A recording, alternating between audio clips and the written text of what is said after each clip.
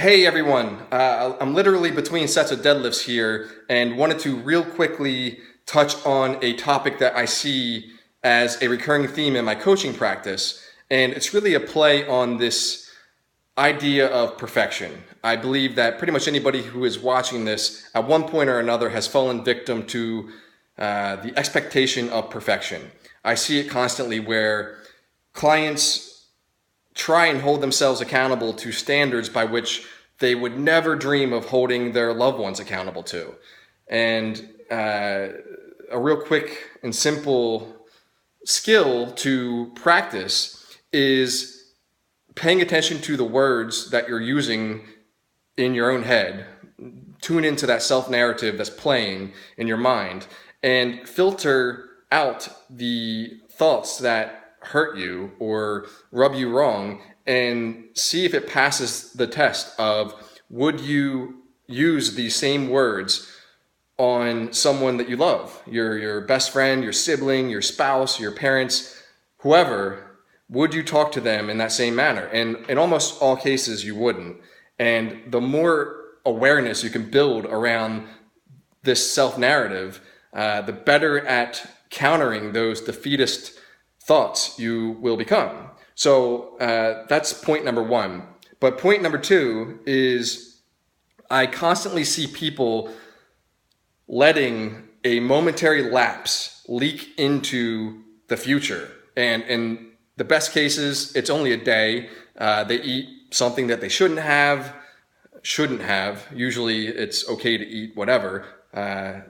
But be that as it may, they have these shoulds and these rules and they break them and they chalk the entire day up as a loss. So they throw in the towel.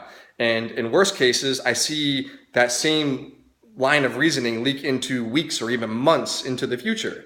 And the ultimate price is paid. They stagnate and they prove to themselves that they are incapable and their self-worth takes a hit, a massive hit, and they strengthen the belief that they aren't good enough. So this is a major issue, far larger than, how many carbs are you eating or what workout are you doing? That stuff is minutia, but the relationship that you're building with yourself, and most of it stems from the expectations you have installed in your mind, as well as the words that you're using to talk to yourself with. Those things are the most important parts of a fitness journey because they are what breed momentum and consistency and compassion and flexibility and self-love.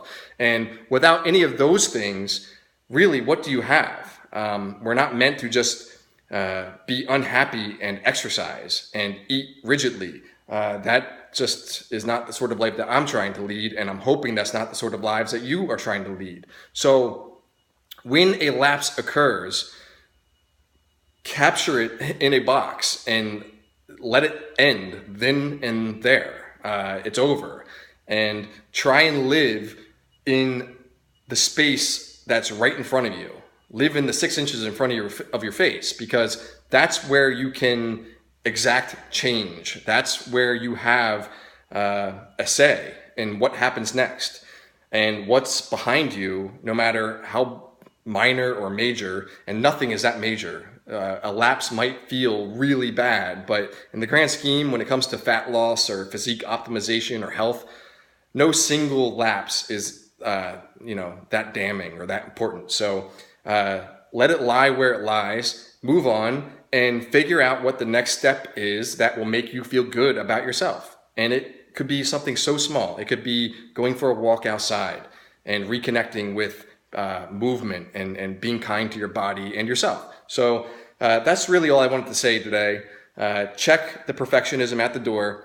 I know it's easier said than done, but it is a skill that can be worked on over time. Put in the reps. Practice talking to yourself in a way that empowers you. So that's where I'll stop today. Stay strong, and until next time, see you later.